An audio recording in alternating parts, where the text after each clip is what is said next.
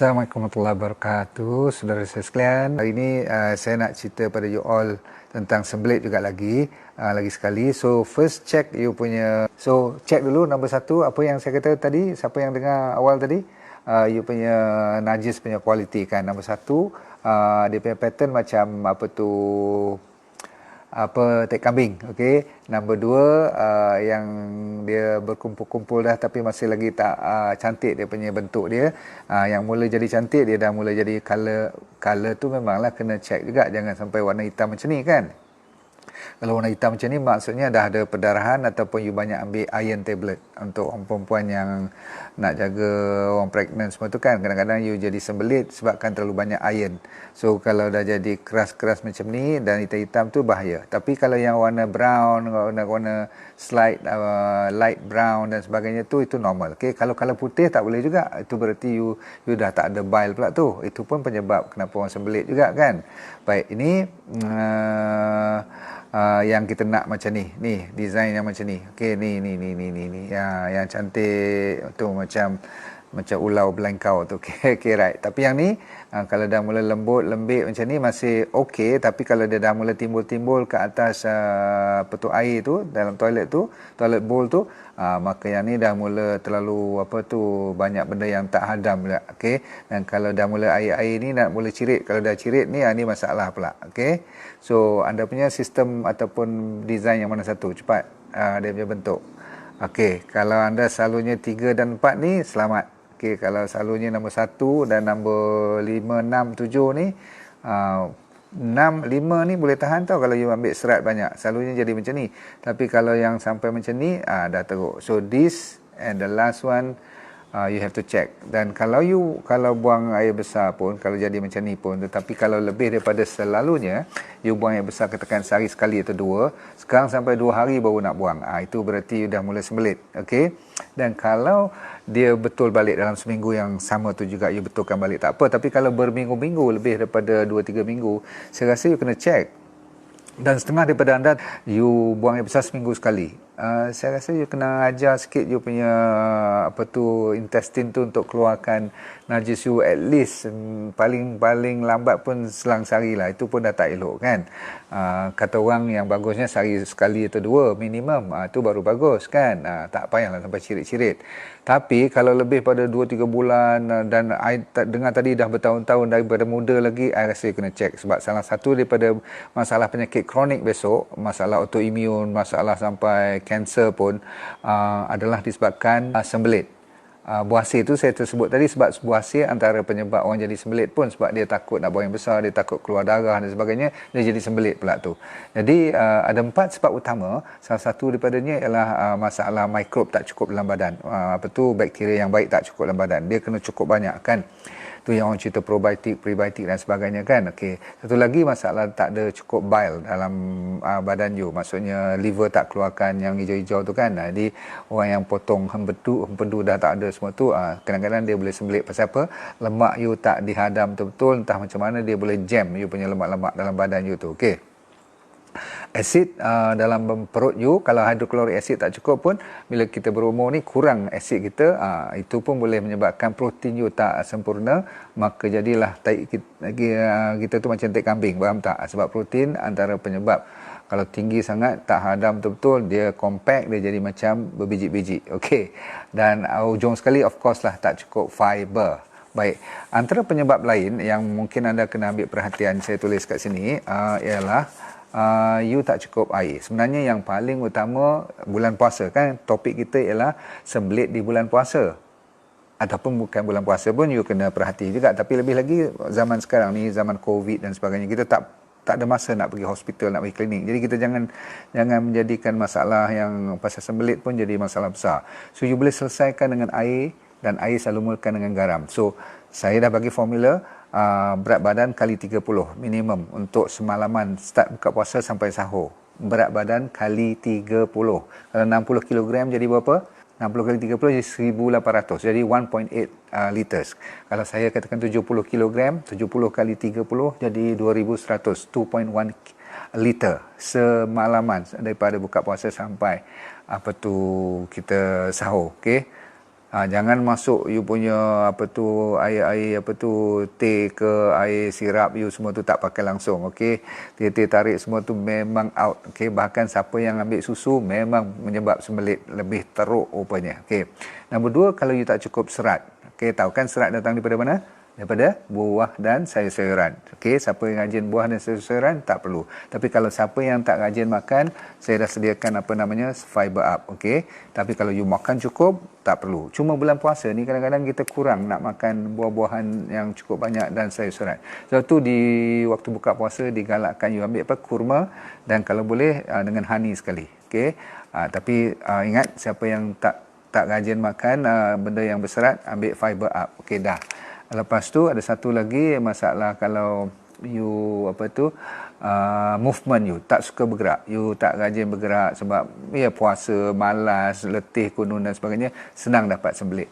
Orang yang stres memang dia shut down everything, okey. Orang yang suka bertahan nak berak, dia tahan nak berak.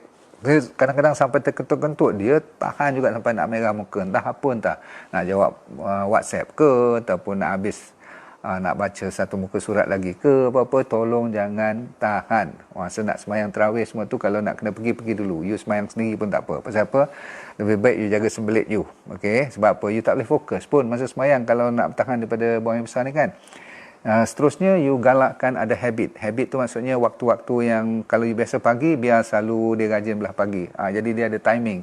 Body kita ni ada clock sendiri. Setengah orang tu tak tentu masa. Kadang tengah bawa kereta pun nak jadi. Itu yang jadi bahaya. Ada setengah orang tu dia nak semayang dia jadi. Tak tahu macam mana psikologinya. Cuba you retrain tengok. Itu membuktikan otak kita dia boleh sampai macam tu. Nak pergi semayang, dia baru nak pergi toilet. Bahaya tu. Jaga baik-baik. Tapi nasib baiklah you bukan sembelit apa pun. Baik, yang penting saya cepat cerita ni ialah orang diabetes pun senang kena. Ada sebab ada kaitan dengan karbohidrat, tentang insulin dia dan sebagainya kan. Lepas tu ada orang yang suka makan ubat banyak pun senang kena sembelit sebabkan ubat-ubat ni. Orang yang pregnant pun memang rajin dapat sembelit, maka dia kena rajin ambil benda-benda ataupun bahan-bahan seperti sacha inchi oil ni untuk melincinkan, jadi senang, smooth. Disebabkan kadang-kadang bile pun tak keluar dan sebagainya, dia bagus kalau ada minyak-minyak yang seperti olive oil, VCO, virgin coconut oil dan sacha inchi tadi, okey. So very good.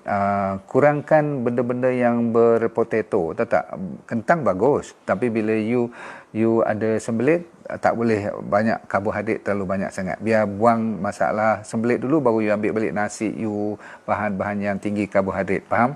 Dan juga siapa yang banyak sangat makan iron tablet, sebab tu orang perempuan pregnant terutama sekali, dia senang dapat sembelit. Najis sampai dah jadi hitam dah pun, okey. So mungkin masa you teruk sangat tu, you kurangkan dulu sikit, takut nanti keluar buasir pula nanti kalau dah teran lama sangat kan. Okey, ujung-ujung sekali, jangan kita melawak kalau you lebih pada 2-3 minggu, bukan habit you, okey, dan bukan you punya perangai sembelit, tak pernah lebih pada sebulan, check dengan doktor, make sure clear everything. Kalau perlu scope sebab kita nak clearkan 2-3 perkara, masalah buasir, masalah diverticulitis, masalah cyst dalam tu, ataupun masalah kanser. You tak mau dengar, tapi you kena dengar juga kan. So ramai orang sekarang tak sedar, tak ada masalah apa-apa, tak demam apa-apa, tak tahu, cek doktor kata dah ada kanser. By the time dia datang klinik, dia punya komplain cuma sembelit. Okey, apa you kena buat? Kalau dah teruk sangat, yang biasa-biasa ni pun you susah sangat, tu selalunya orang suruh bagi enema. Tahu enema tak? Masukkan kat dubur tu, masukkan air, masukkan kopi lah. Itu you pergi kat klinik ada. Kat farmasi pun ada jual. Kalau you pandai, you boleh buat sendiri. Nombor 2, cara you buang air besar. Kalau susah tetapi masih ada najis, you cuba angkat kaki tu, lapik dengan satu, katakan tong sampah tu, you terbalikkan dia, letak kaki tingginya lebih kurang sekaki lah. Small stool, you letak kaki tu biar terangkat sikit, macam bertinggung. Sebenarnya bertinggung tu betul orang dulu-dulu, sekarang pun ada kan tandas yang bertinggung. Cuma macam saya ni, kalau nak lipat kaki dah sakit semua tu, you kena pakai duduk biasa, tapi angkat kaki tu tinggi sikit, ada pelapik dia. Next, kalau boleh castor oil. Cari castor oil, cari kedai-kedai India, selalu kecil besar dia mesti supply castor oil. Okey, bagi mereka castor oil adalah ubat penawar yang terbaik. You sapu kat bahagian perut you ambil kain panas ke apa sikit ataupun hot water bottle, jangan kena kat kulit lah kan. You bagi warm kan, castor oil tu bila warm nanti dia akan lembutkan keadaan, maksudnya najis you pun senang lawas. Ataupun sambil you ada minyak tu lagi, you urut perut you, ikut jam. Saya ulang, clockwise, ikut jam. Kalau perut you tu you ikut jam, okey. Start daripada bawah pusat tu, bawah sana, you naik ke atas, lepas tu you pergi ke sebelah kiri, you turun, you pergi ke kanan, you pergi ke kiri balik, ikut kolon punya design tu. InsyaAllah tekan sampai kat bawah, insyaAllah. Okey. Untuk anak-anak kecil pun you boleh buat macam ni, okey. Bayangkan budak-budak pun ada sembelit kan. Tolong pastikan dia punya sama juga, air dia cukup tak, makanan dia, dan selalu sangat dia orang makan junk food. Bukan budak-budak aja, orang dewasa pun suka order sekarang, order makanan yang refined. You know the meaning of refined? Semua yang dah diproses. Confirm. Kalau orang sembelit ambil yang refined food, memang bahaya. So tolong kurangkan makanan yang dimasuk dalam plastik dan sebagainya tu. Okey, aloe vera bagus diminum 1-2 gelas satu hari. Dan body kita selalu kita twistkan. Duduk saja twist macam ni, twist. Lepas tu biji selasih, lepas tu coconut oil, lepas tu ambil ubat-ubatan daripada farmasi boleh, buah orange dan buah-buah dan sayur-sayuran. Jangan lupa pada apple, papaya dan honey sebagai mixture, buah prunes, buah kurma, aloe vera dan honey, fix banana dan honey, ataupun flaxseed, chia dan selasih, dan ujung sekali teh hibiscus ataupun chamomile. Dan kalau nak pendekkan cerita, kalau lupa-lupa you order ni cukup sebagai support untuk orang yang sembelit. Fiber up dengan sacha inci oil. Okay, right, thank you very much. Assalamualaikum warahmatullahi wabarakatuh. Bye.